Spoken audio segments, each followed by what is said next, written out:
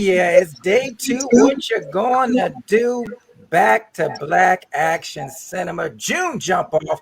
I'm your host, Demetrius Angelo, and I want to thank everybody for joining us this Saturday afternoon. I know you're looking good with your robe. How my man do it? What you doing? Where you at? Well, we're here back to black, baby.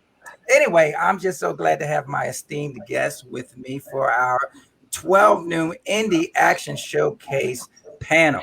This panel is full of independent filmmakers, comic creators, and publishers.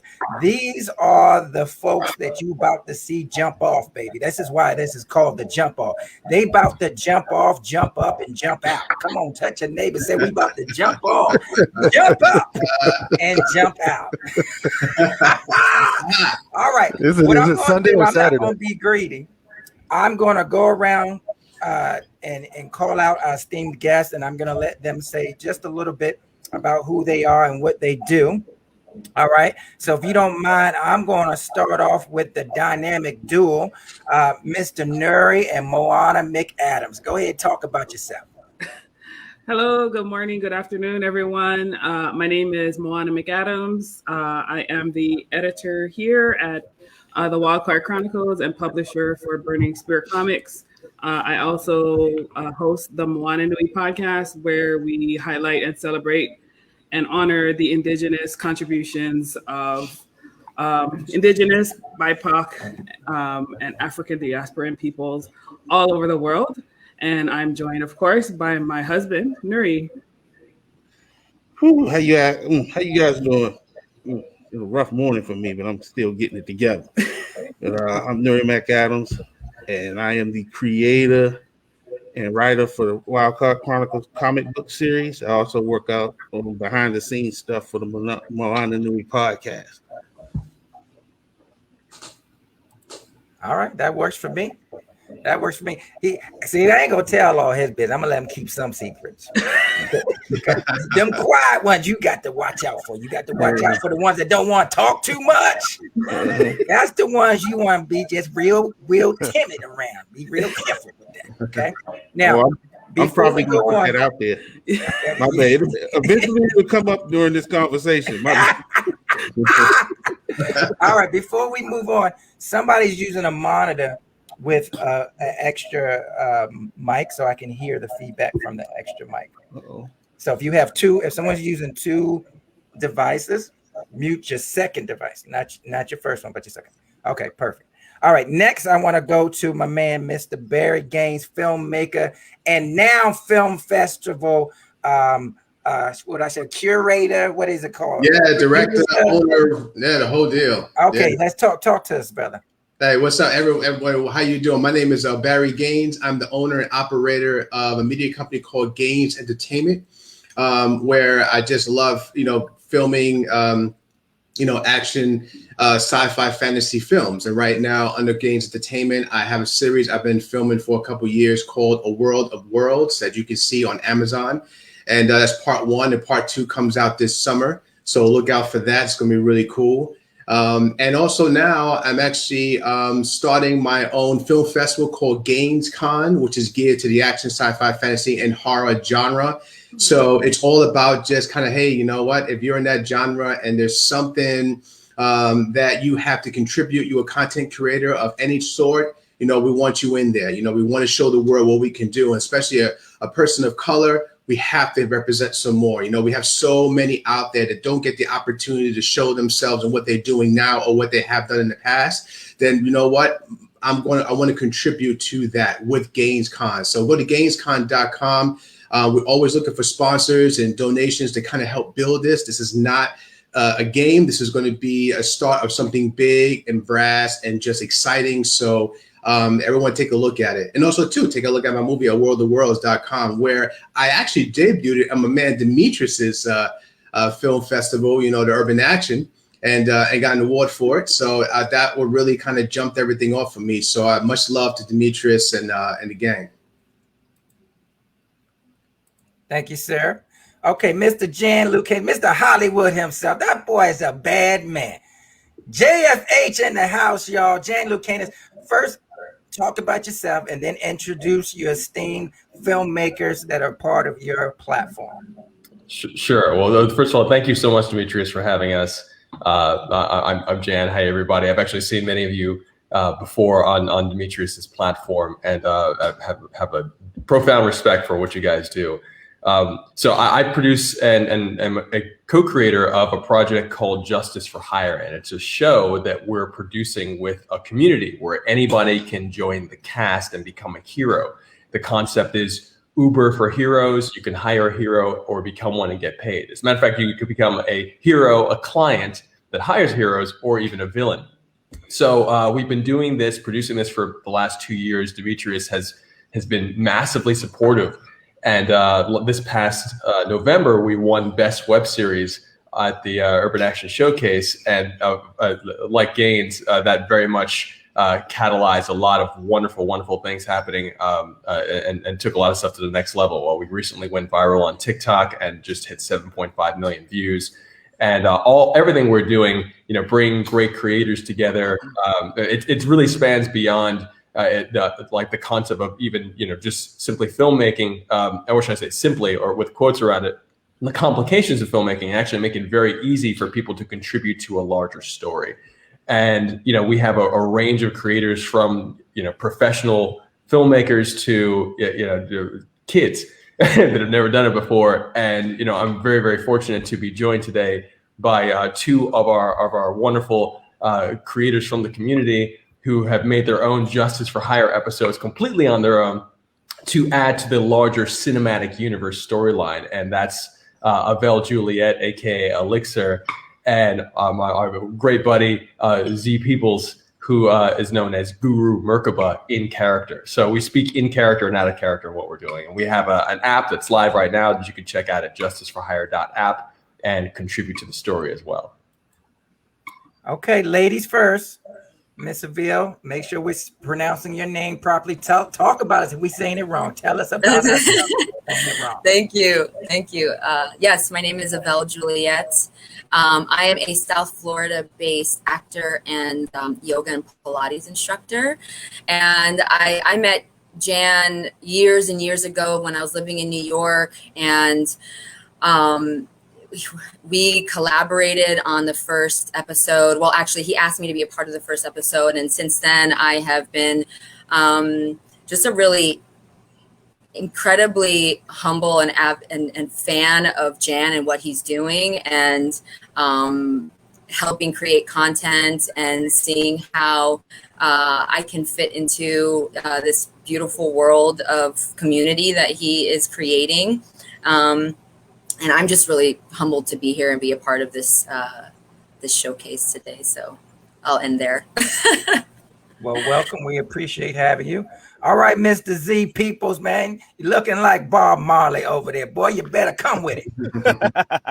Oh, you better believe it. It's a pleasure. As Jan said, my name is Z Peoples. I am a California Bay Area-based multifaceted entertainer and creative. I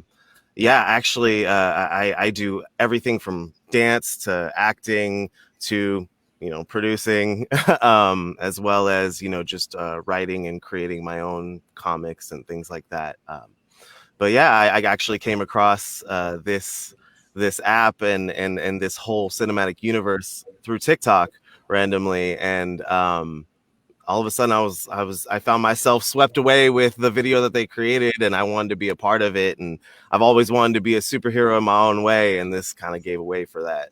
So yeah, I'm thankful to be here with all of these amazing creators. So pleasure. Well, welcome everybody. We're just excited to have everyone with us today. I want to start the conversation off like that. I don't get No,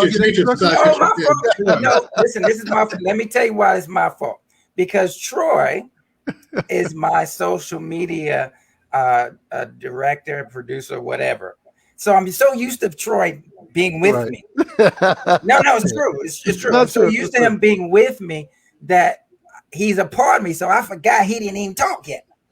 So my humble apologies, sir. Please Mr. Troy Jeffrey Allen, and he got some surprises for y'all if you go into the expo. But anyway, go ahead, sir. Yeah, I'm Troy Jeffrey Allen, a failed pro wrestler, career film student, which is a nice way to say that I didn't graduate with a film degree. I'm a comic book writer on top of everything else, and the marketing manager for Diamond Comics Distribution. My job is to talk about comics. I joke that I make fight comics for high school kids, and I'm very proud of that. And yes, I'm also the social media guy for Urban Action Expo, Showcase and Expo. So thank you, Demetrius. Thanks for having me, man. Absolutely. Looks like my boy Vintage just joined us. Vintage is in the house, y'all. Talk to us, brother. Talk to us. It's a blessing to be on here like always, man. You got a lot of dope people here always, man. It's interesting to see what you got going on. So I'm just going to observe for a little bit because I just got on. All right. My boy Vintage is part of the JFH universe. He's a filmmaker. He'll talk more about himself. But let me start off the conversation like this. I don't know how many people know, but I'm actually a filmmaker as well. I started out making films probably back in 99. Between 99, I started doing my own web TV thing. And then in 04, my partner, Lamar Winkser, and I joined forces to create ASC Troopers Touch Entertainment, which was about breaking stereotypes. So as filmmakers, we all have passion and purpose, right? So what I would like to talk about is the passion and the purpose behind your creativity as filmmakers, because as filmmakers or creatives, content creators, such as comic book writers and publishers and so forth, we all have purposes behind our passion. And it's good to understand that, because that's how we affect people, right? That those things come through our storytelling and our creation. So I want to start with the dynamic duo. I call them the dynamic duo. You'll figure it out why. But Nuri and Moana, talk to us about the passion and purpose of your creative. Where do I start? One thing that really drove me to create is I got tired of other people telling our stories for us and making money off of it. So that's my main drive, is to promote images of people of color that you wouldn't see in mainstream media. Yeah, and I would say for myself, very similar to what Nuri said, bringing more authentic storytelling. I mean, representation in media is really important, but where mainstream often fails is that they attempt to tell our stories, but they don't have the essence and understanding of what it's like to live in the culture and the nuances that happen, just being a person of color. When people try to whitewash our stories and it gets diluted, it gets misinterpreted.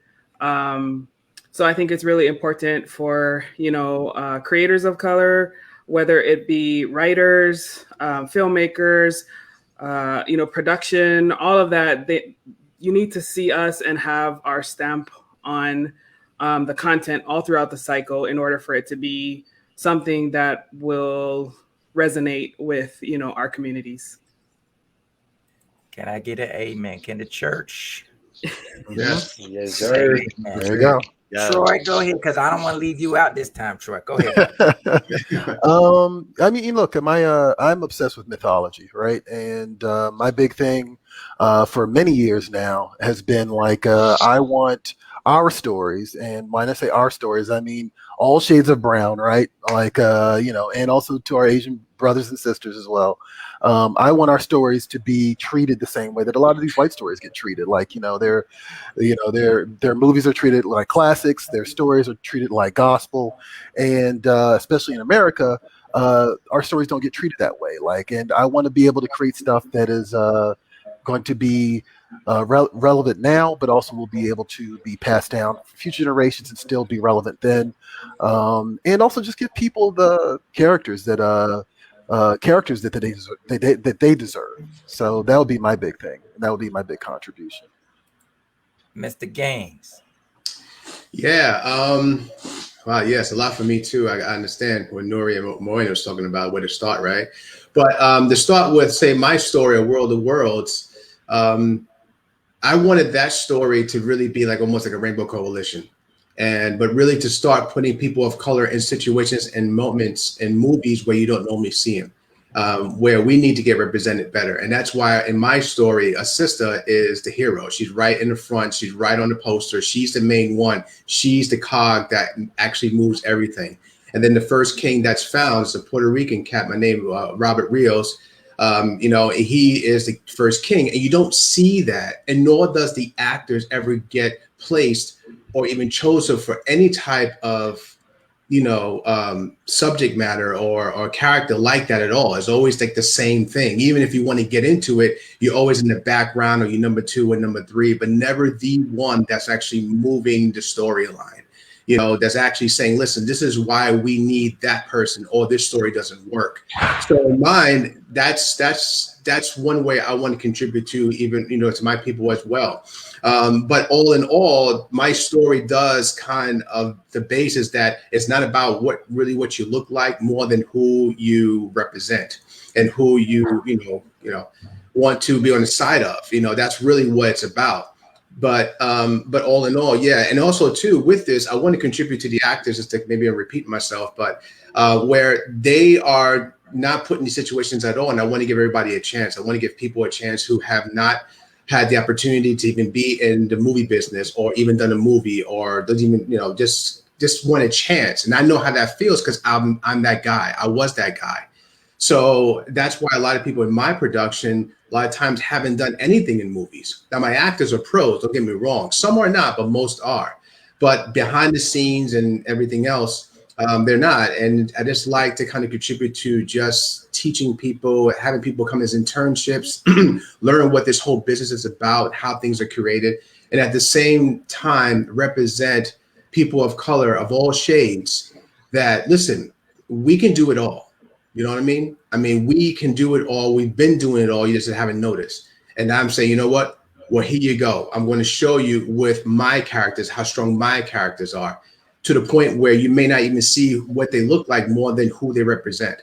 So that's what I'm trying to do with mine. That's why World of Worlds is such a big story with a minimal budget, because I pretty much do everything. I do all the writing, I do all the directing, I do the sound editing, I do the editing itself, I do all the choreography. So pretty much one thing I don't do is the music and the effects. So yeah, that's one of the big things that kind of led me to what I want to do. Yes, sir. Miss Avél Elixir. Hi. Wow. Well, listening to you all has given me a lot to think about.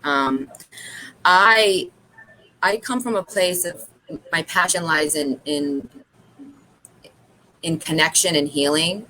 And I feel that I have an opportunity with my work with JFH to create content that promotes allyship, as a white person, to be a better ally, and to promote content that addresses real life, situations, real world situations that are affecting, Black, Indigenous, people of color. And so I feel I have a duty to be, on the, it's quite cliche, I guess, the right side of history on this, and just to learn and unlearn and unpack and, be a better ally. I think that's my where my passion lies right now. I need 1 million people right now to follow this young lady, because we need some folks with this type of mentality if you want to see change. Now, I'm not going to start preaching yet, because we got to hear from a few more folks, but that she brought us into my next phase. So let me get my boy Jan, and then Vintage, and then Z.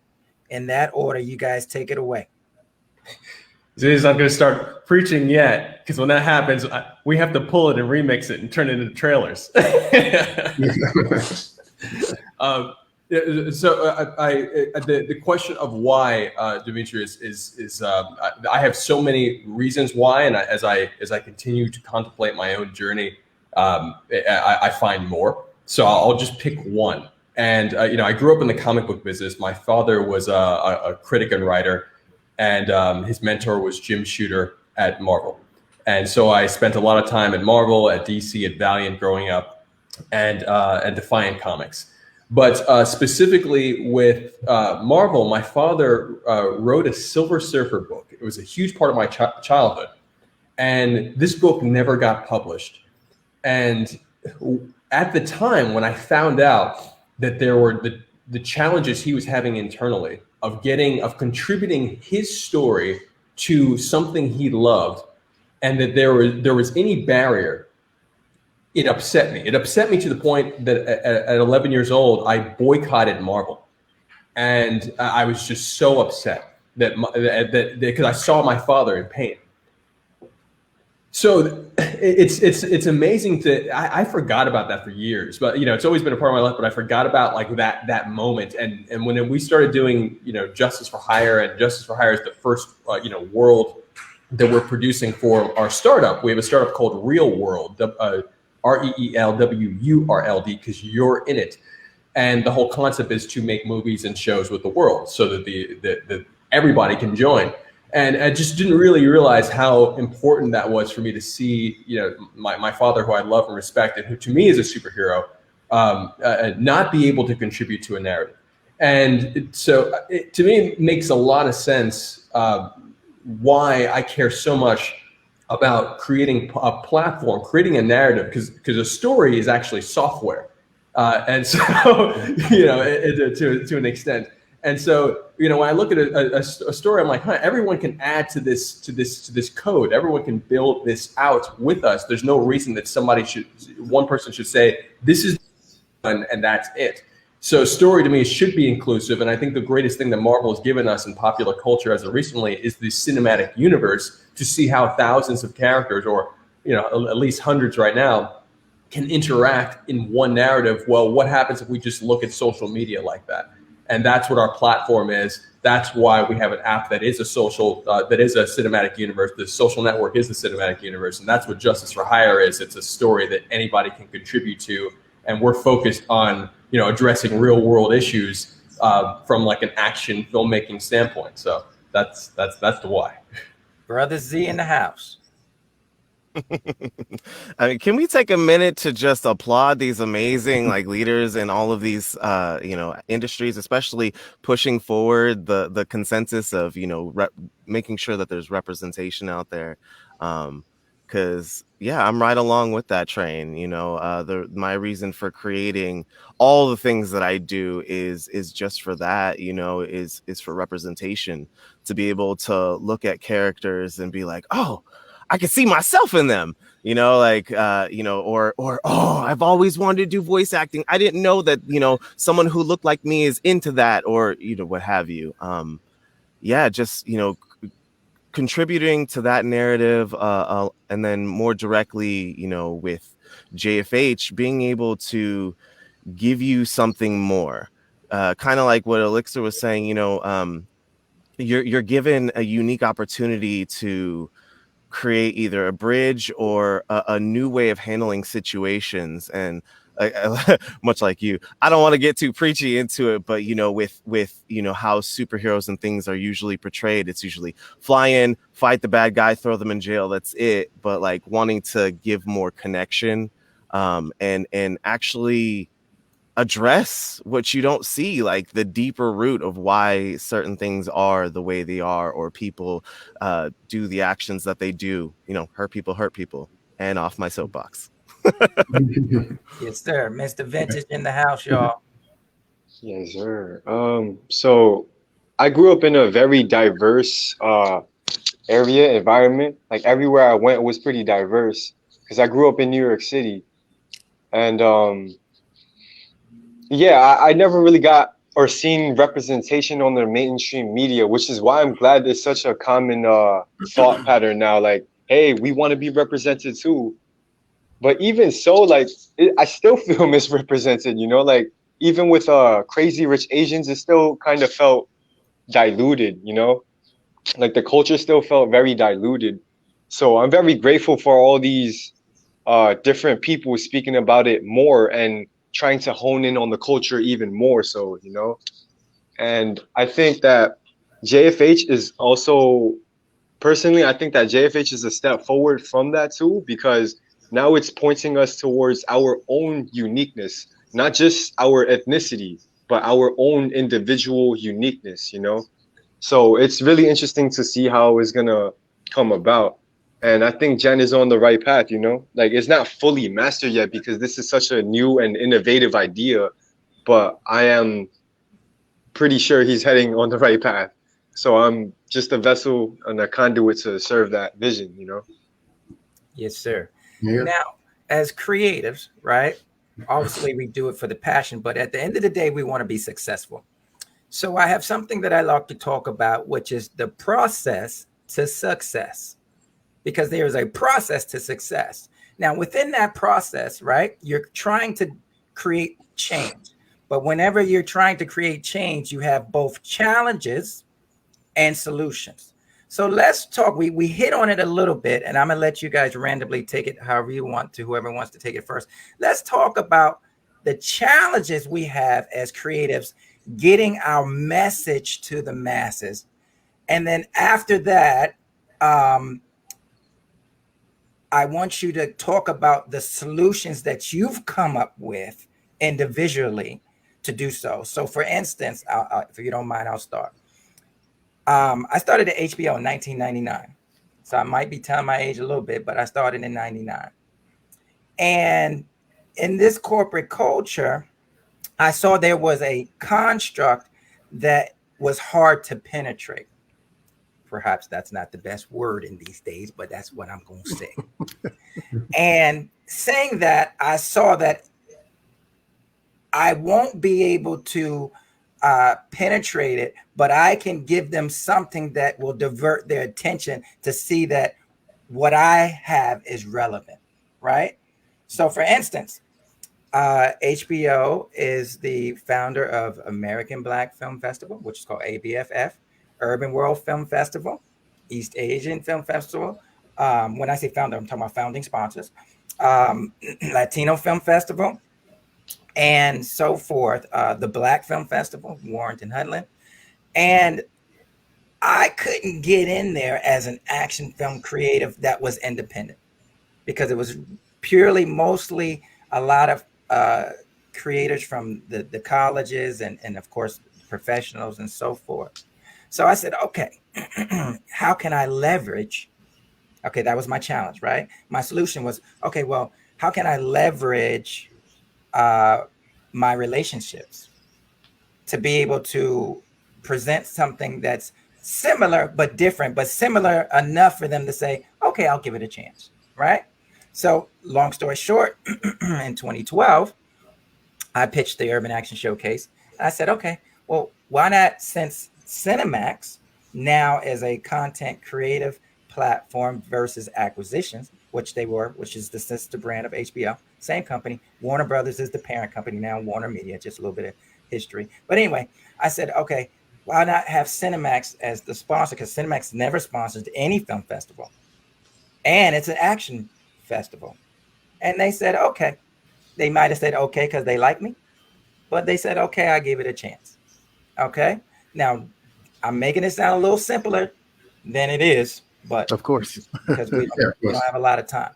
But anyway, that being said, that's how it happened. Then the challenge was, how do I break through this thing called social media? Remember, we're talking about 2012, 2013. I don't remember, that's 9 years ago now. How do I break through this thing to get people on board, to get people to understand that now you have something that's going to represent you in the blockbuster genre, right? So that was a struggle for me. And I lost everything that year, lost it all. A lot of things happened, but a lot of great things happened, right? And speaking to Janicia Adams-Ginyard, one of the Dora Milaje yesterday, she said it the best, that your sacrifice will never outweigh the reward. So that being said, from that point on, I continue to be a sacrifice so that people will have a place where they can be represented. So that was my solution. My solution was the sacrifice. So whoever else wants to take it. So I want to challenge, then solution. Demetrius. You just muted. Go ahead. You just muted. You just muted yourself. Oh, okay. I thought I unmuted. So I have to jump in here on the concept of sacrifice and that relates to surrender from my experience, and having worked. I first of all thank you for all that you consistently do, and for sharing that story. I think the process of surrender, sacrifice, surrender is such an important thing to keep in our hearts as creatives. As leaders, it's a huge deal, because when I was working on Justice for Hire is based on a comic book series we had a bunch of short films, and I was running around Hollywood with some wonderful esteemed advisors, going to across studios and trying to make this work, make a Justice for Hire feature work for years. And what I was recognizing is that some of the challenges that I was experiencing, not just myself, but watching other people experience in terms of whether it's breaking through or getting their expression through a system that is really not built for their expression, is that I was attempting to do it my way rather than surrendering to what essentially higher power, whatever you want to call higher power or greater good, surrendering to what the tools actually, or what the world needs, and what the tools I've been presented with, how they can serve, how I can serve. And when I started surrendering to that feeling of allowing myself to be an instrument, literally everything changed overnight. And that was probably in 2018, because I was still trying to figure out a bunch of stuff, and just getting to that place. And that's a story for another time, but essentially it catalyzed us shooting Justice for Hire, me writing a script one night, starting to shoot the next week with Avél and a bunch of other wonderful actors. And then, a week later being accepted into Demetrius, your 2018 Urban Action Showcase, where we won Best Trailer that year. And that just got everybody excited, and a lot more energy came. So it was, there's a whole process here, and it's a consistent process of essentially me removing my ego and my need for something, and just listening. There's so much listening that happens, and pattern recognition. So to me, that's I just had to jump on that, because that the sacrifice, the surrender, to me is a core component that especially when I even look at what people to a certain extent are fighting against. The system itself, I look at how the system served us, because the system did serve us to an extent to get to where we are now, where we realize that we need change. So, as in the grander scheme of things, which this becomes a philosophical conversation, but, in the grander scheme of things, like the so much is working off of being an instrument to what the process of the evolution is. So, I think all of us on this panel are very much a process of the change that is necessary and that is coming, and we're actually building it with our hands. So, yeah. Yeah, I gotta jump in there too about the sacrifice. I hear you, brother. I know we all sacrifice something to create whatever we have created already or will be doing soon. And when I started, I started making movies when I was pretty much literally 10 years old. I mean, we just had a camera back in the 80s. I'm showing my age too, with big Hitachi camera and everything else. But as time went along and life happened, steers you in certain directions. And I remember about 6 years ago when I moved to Florida. I'm a New Yorker, born and raised, but I moved to Florida 6-7 years ago. It was that time when I said, you know what? I'm a big fan of blockbuster films. Always been since I was a kid, and one of the biggest reasons, not only because it's a spectacle and it was fun to watch, but just the mechanics of it, just to kind of create something that large and kind of putting it together where the audience can actually enjoy it. That to me was a challenge I wanted to attempt. And when I saw all this, I never saw anyone pretty much look like me, or even my Spanish brothers or my Asian brothers. Like, like I say, I was born in New York too, born and raised. So I grew up with a lot of diversity around me, but it was always leaning to one side. So I said to myself, let's do this. Let's take all of the movies that inspired you and then kind of create your own. But this time we're going to put people in situations where we always thought they should be. And that's why in my story, World of Worlds, that's when it started, to the whole point of saying, you know what, I'm going to make, everyone has a large history. I mean, every culture pretty much does, but ours are not represented that way. So I said I wanted a sister in the front with an accent, Haitian, coming in and kicking ass. The king is going to, one of the kings, there's 4 of them. All 4 kings represent pretty much almost all of the cultures that we have in the planet, broadly, and I wanted that. I wanted that rainbow coalition. I wanted that kind of saying, listen, we are one, but at the same time, we do have certain qualities that we need to start representing. There's certain images that need to be represented. And that is why I again, put ahead a sister in the front, a Puerto Rican cat as the king. But everyone gets their piece. It's not like it's all one-sided. It really isn't, as it's all separate. And that was a way I wanted to contribute myself, and a cause that I felt that should be represented was through my story. So I went ahead and just did it. And the sacrifice on that was, I don't know money. It's kind of like I'm over here working and whatnot and trying to pay my mortgage and everything else. And I said, you know what? I'm just going to have to learn. So the sacrifice was just putting all the money myself. Nobody was really helping me. I mean, I had little donations here from family members here and there, but not, a little bit here and there, but everything was coming through me, which took the production a couple years to even get off the ground, just to kind of get together. And that sacrifice, everyone can see that. And I think that's what gravitated a lot of people in my direction. And it still does, being that I have number 2 coming out. It's the same way. But I knew, and I know that what I'm doing and what I'm trying to tell, the story I'm trying to tell with the people I'm telling, is going to hopefully inspire others saying, you know what, I didn't think I can actually do something like that with hardly nothing. And on top of that, put a person of color in front of it and just make it where, it's not like the average movie you always see, especially when it comes to a blockbuster film or a big sci-fi action horror film or something like that. Something with some gumption, something that when you see it, you go, wow, that's really, really big. And it makes sense, because I've seen that before where they do put us in the front, but really the movie's not that well done because they didn't really care too much. They're kind of like, okay, let's just throw them a bone. Here you go. All right, you're in the front now. Now leave us alone.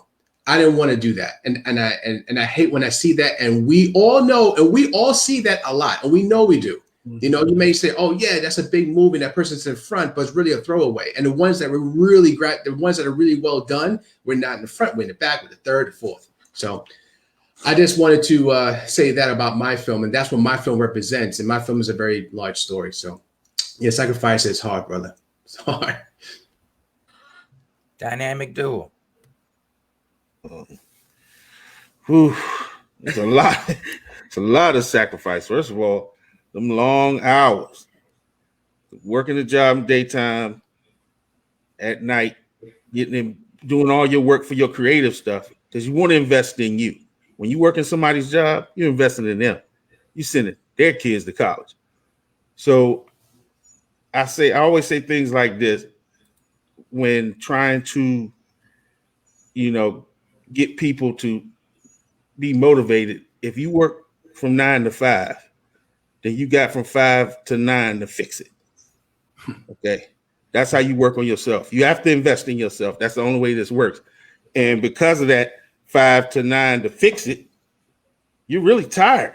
I mean, you're really tired, but you got to keep pushing forward, especially when you have motivations like, I'm doing this for my people. Period. Because we need to be able to tell our own stories.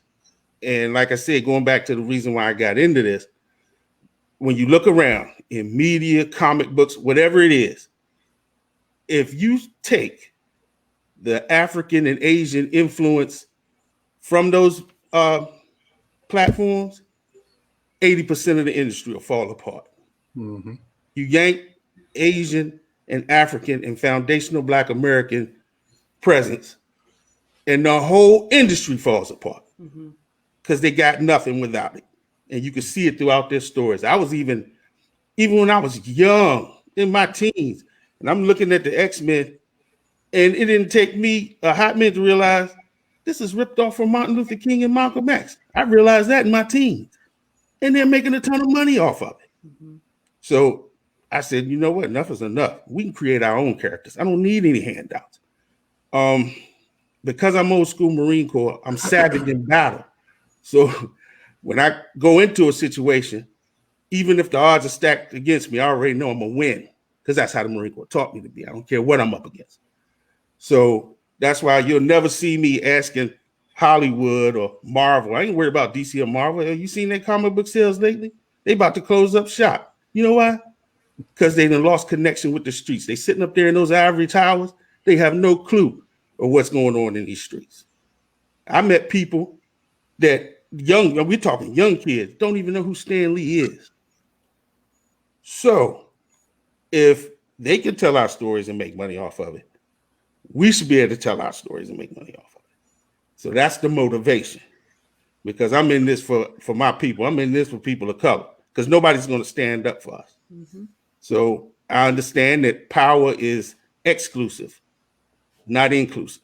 So if you want that spot, you got to man up and take it. You got to get it like Grant got Richmond. You got to take it from them. And I give you a prime example of what I'm talking about. I don't have to tell them we're great. We just show them that we're great, and they'll get out of your way. Prime example. It was a time MTV wouldn't even allow us on their network. Wouldn't even allow us in those early years. They would never put people of color on there until one day, one man danced across the stage yelling Little Red Corvette. The other one moonwalked across the stage yelling Billie Jean, and then they couldn't deny us anymore. They had to put us on there. So we didn't knock at the door, we kicked it in. And that's the attitude you have to have. I don't want any handouts from you. Don't put a black face on Iron Man. I don't need that. Keep your IP. We have our own. That's my motivation. Yeah, and I would also add to that from the resource perspective, right? Because, most of the resources lay in the hands of white people, right? So the challenge there being that, if you're publishing a book, so I'm a children's book author, we have our comic book series, right? If I was to go and pitch to all these publishers, I already know I'm going to get shot down. They get thousands upon thousands of things, pitches. I mean, we see them at Comic-Con, right? Like artists bring their stuff and everybody gets shot down when really they're just taking your stuff and, trying to use it for their own gain. But as independent creators, a lot of the challenge is economic and resources. But you have to find ways to overcome that and really, truly, like Nuri was saying, invest in yourself, like fight for it. Like for us, we invest just about everything that comes into this house right back into our creations because we feel like that's important. Some people go out and they buy, they have whatever their vice might be, right? Whether it be I want a nice car, or I want designer clothing, or, I want a bunch of Jordans, right? Like whatever it is that you put your money into, like that's really what you care about. So as a community, I think it's also important for us to remember that if we stand out here complaining that we don't have representation, then we need to remember that it is our duty and our responsibility to reinvest our resources, whatever small it might be. And it's really not small. If you look at our global, the Black people as in general, like what our economic power is, it's up to us to unite that to create the things that we want to see and stop putting our money into the companies that are not serving us anymore. Vintij, go ahead, brother. Yeah, I wanted to jump in to what they were saying about how we shouldn't be chasing, we should be essentially developing our own gravitational pull, because we inherently already have that, because of what we're doing, who we're about, and just everything, our creativity. So yeah, I think we just got to keep creating our, vision, just materializing, and then it's just going to fall, like the finances, like the attention is just going to fall in, and yeah, I had a little bit more to say, but yeah, that's all for now. I just want to hear from her because she's gonna be quiet over there. I want to hear from you, young lady. Elixir. Oh boy. Honestly, I think that my surrender is coming. I don't, there's an amount of sacrifice as an actor that is kind of like written into the manual that I honestly haven't fully committed to. I didn't, scrape the bottom and move to California or, and eat ramen noodles and live out of my car. Like I made a choice not to do that. And so the question that's churning in my brain now is what's next. And so what will be sacrificed, what surrender I will have, what sacrifice will be made to start creating the content the way I want it to be seen. And,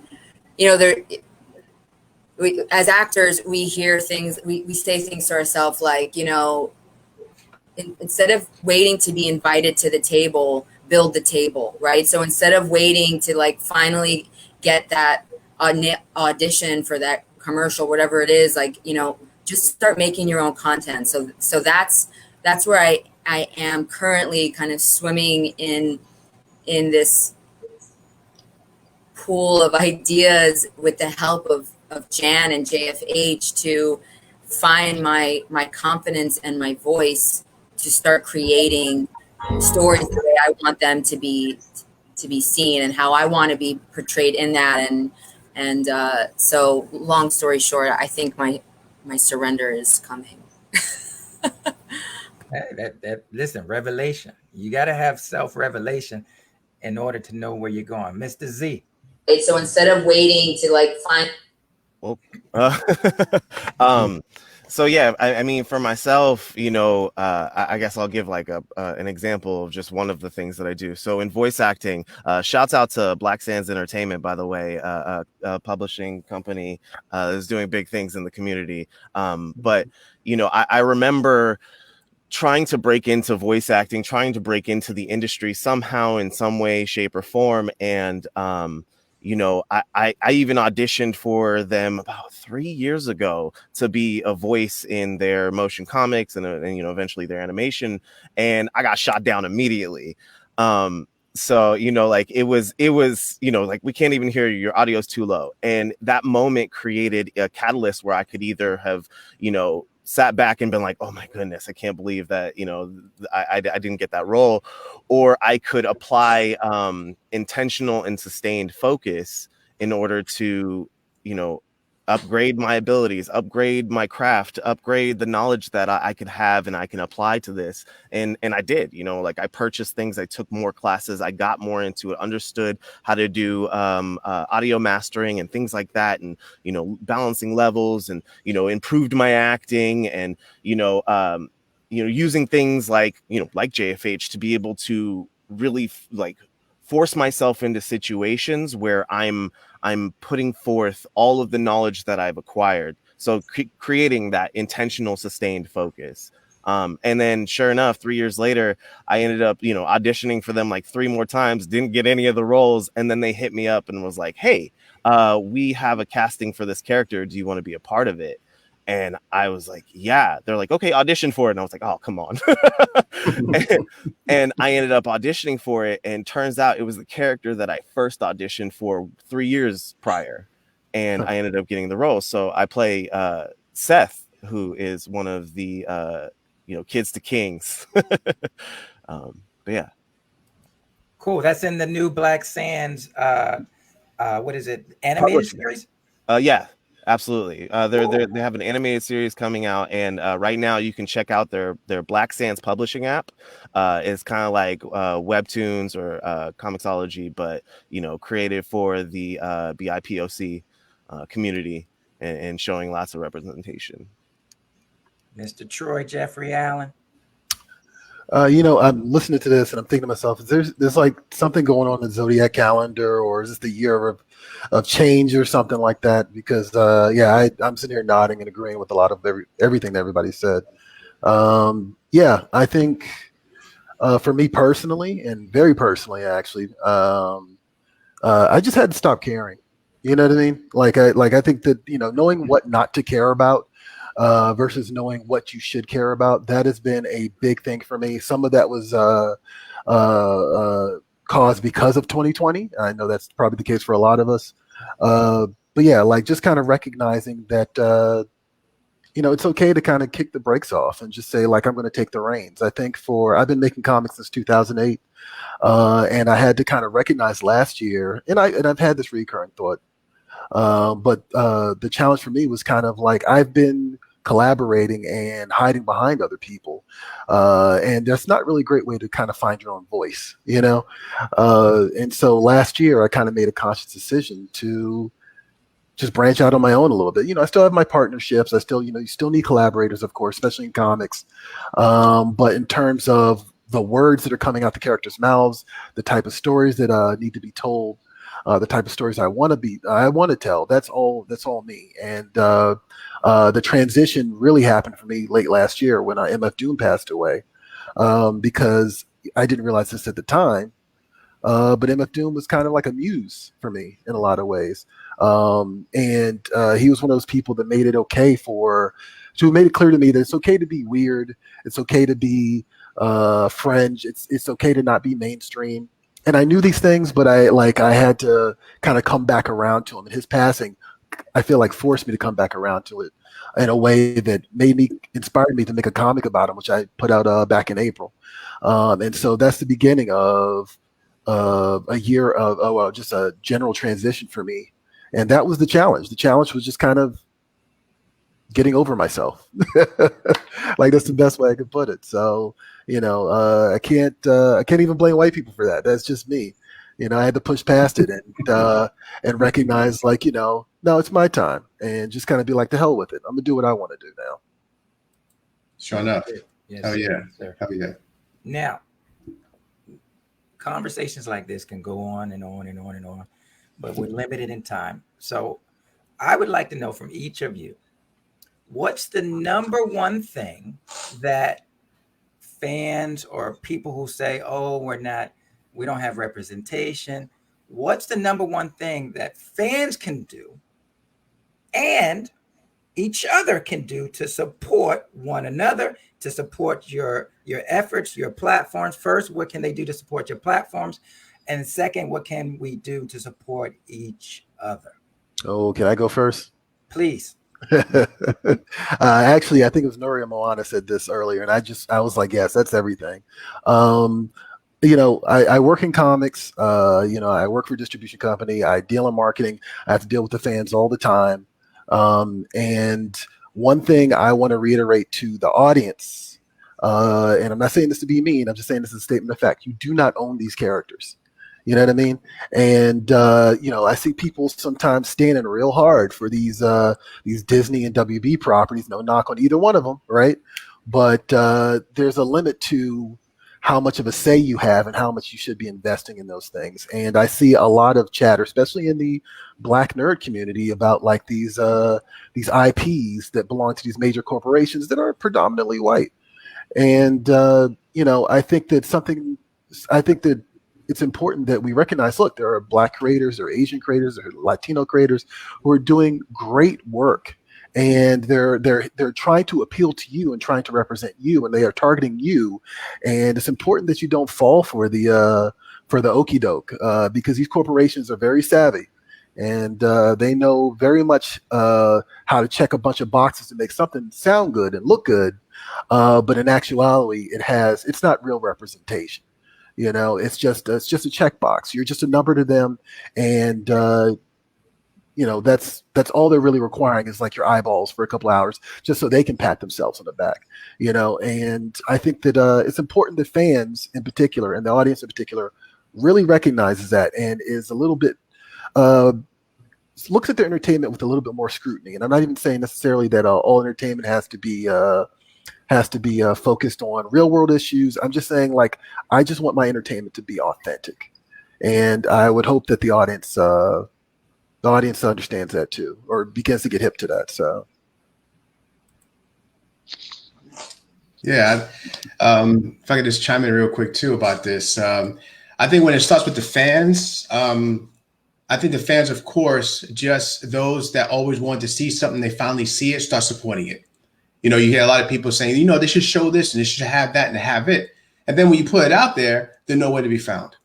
I think that you just should, you know, if you want something and you finally get it, go ahead and support it. You know, I mean, go ahead, reach out, buy some merch from them, do something where it will strengthen that content to move further. And then I want to just kind of segue really quickly. I won't spend too much time on this, just a minute, on people of color or just people in general that do have the power to make something big. I think that, you know, with my story, I look at it as if I can do it the way I want to, it would be a big, big movie, like $150 million movie. That's how I look at it. But when we have the power to make something big, when we have the resources to make a blockbuster or just make something where the representation is going to be big, the same way Marvel did with Black Panther, why don't we get together and make those? Stop making those where it's just really simple and it's in and out and you're done. Make something where you say, you know what, we are going to blow the door open. You know what I mean? Mm-hmm. Just like the dynamic duo mentioned before. You know, I mean, you have to blow the door open. The only way to blow the door open is to make something that people cannot deny you at all.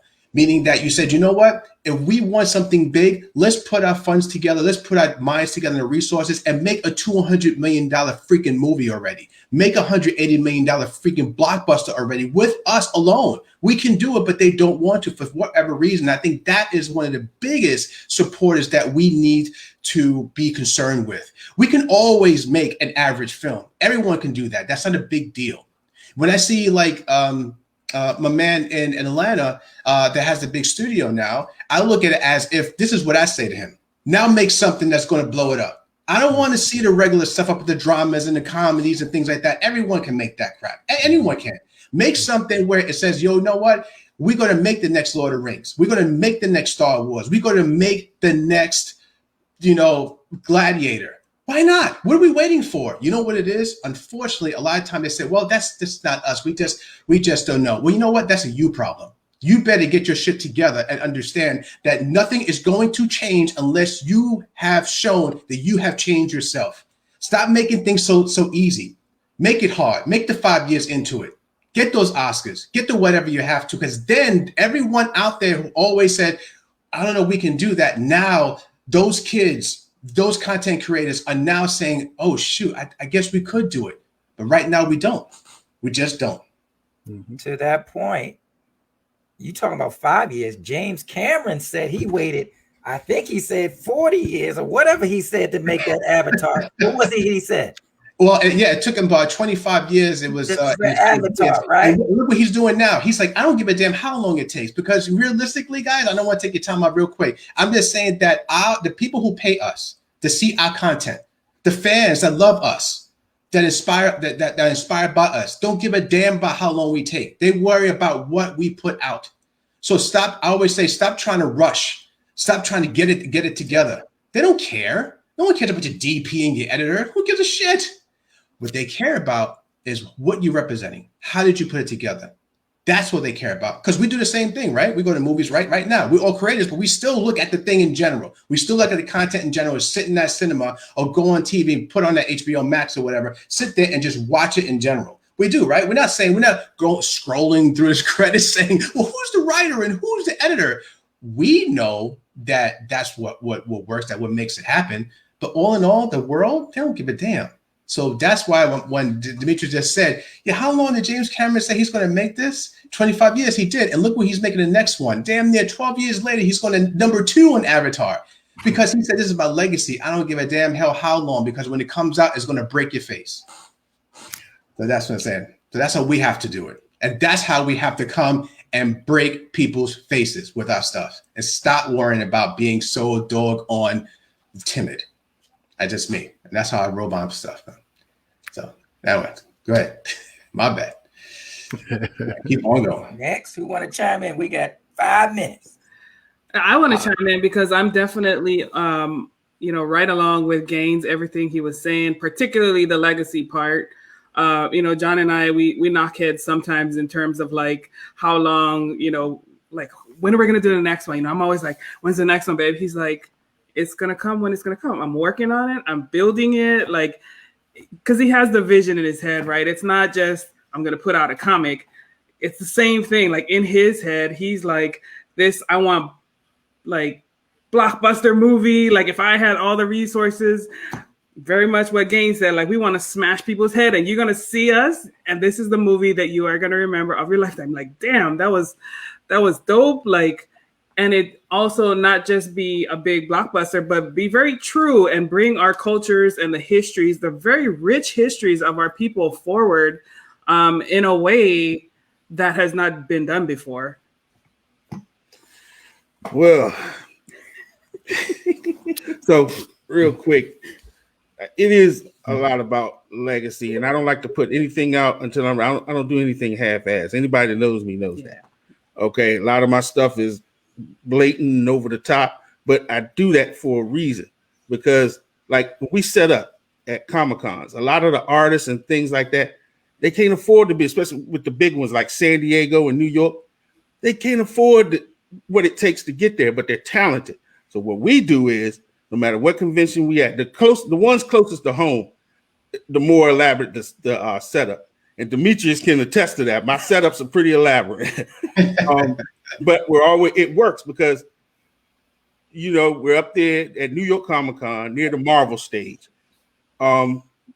We use that platform to bring in people who really can't afford it.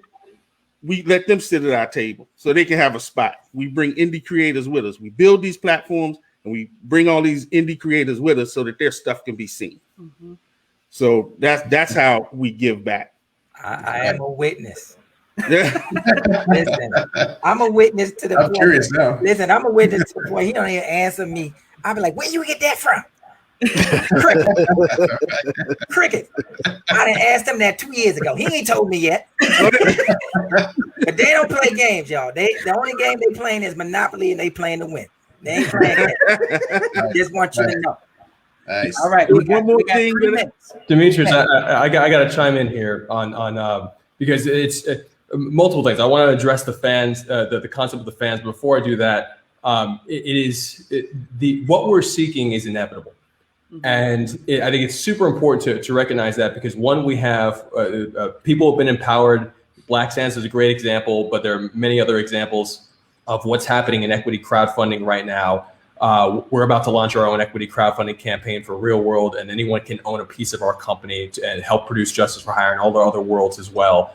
But simultaneously, what's also happening on at the major corporation level for both Disney and WarnerMedia is essentially the format of the intellectual property development is being doled out across the world to essentially help other sectors of the world create other cultures create stories in the same format of the stories that we're very used to, the Hollywood blockbuster. This was announced a while ago. It's in process right now. It may not be as authentic as we want it to be, but there's attempts that are happening right now to serve global communities. And in fact, it's such a push that's happening that I honestly believe that there's going to be a void in America, in like the core of American creativity, because there's so much that's being outsourced to these other countries. And the first of which is Raya the Last Dragon. This is a great example, and it's wonderful. But we, as the culture that brought comics to the world, that brought hip hop to the world, that brought Hollywood to the world, that is America. And so we have a responsibility to do not just what we've seen, but to do something completely new. And we have all the resources to do that because the majors are looking outward. So that's one thing I wanted to say. The other thing is that I honestly believe that Avengers Endgame was the greatest moment in community filmmaking in terms of all of us watching one thing together that we've experienced in many of our lifetimes, except those who might have experienced the Star Wars. It's that and Star Wars. So essentially, like for my lifetime, it's Endgame, and I don't think we're ever going to get anything better than Endgame unless the fans, all of us, are on that screen too. I believe that the next step and the next evolution of story is your story. And the empowerment of your story and being able to share it with the community, that's what Justice for Hire is about. That's what we're doing with Real World. And that's, I honestly believe, is going to be a major sector of the film and television industry worldwide. So I say to fans, if you're looking to be a part of something like that, you can meet us on justiceforhire.com, justiceforhire.app, go to realworld.com and check out what the company is that's producing all of this, and join us on our equity crowdfunding campaign when that happens within the next month. But yeah, that's my closing statements for. Thank you, guys. All right. Well, we're going to use that to say goodbye. First of all, let me thank each and every one of my guests: Nuri and Moana McAdams, Avél Juliette, Troy Jeffrey Allen, Barry Gaines, Jan Lucanus. Didn't even tell you his name because he just put Justice for Hire there, but that's okay. Vintage, my boy Z Peoples, who I don't know what happened. He just transcended. He must have just transcended. He had transcended, y'all. But one thing I would like everyone to do before you go, please put your IPs in the chat, so when people come to this video, they will see that there are people that they can support that will represent their vision and their purpose. Mr. Z, oh, he's back. Appreciate you, Brother Z. Please put all your contacts in the chat. I want to thank each and every one of you once again. And please keep creating, regardless of how many no's. You know, you can say yes to yourself. And when you say yes to yourself, you're actually saying yes to others. Because when we realize that our gifts are not for ourselves, but for others, no one, you know, very few of us have gifts that benefit us, right? Because they're already in us. So our gifts are for other people. So keep creating, keep doing what you're doing. And to everybody out there, support it. Put your money where your mouth is. That's how we used to say it back in the day. Because wherever you sow, that's where you harvest. Oh, I feel like preaching right now, real quick. All right. Seed time and harvest. An apple produces an apple. An orange produces an orange. So if you want to see the fruit of creativity, the fruit of diversity, sow into these platforms right here. All right. Wildcard Chronicles, JFH, Rexco Comics. Okay. Black Sands, World of Worlds. Okay. Please do that. Go to the comments. You'll find it there. Until then, be safe. Visit the Urban Action Expo. We're here all week. You can get private chat and personal messages from the Dora Milaje that help put a beating on Bucky and Falcon and the Winter Soldier. Miss Janisha Adams Ginyard. Boy, they dismantled the boy. The boy arm was on the floor. Anyway, appreciate y'all. Love you. Damn, that's what you're talking about, man. Peace. All right, peace, guys. Thank you so much, everybody. Love you guys.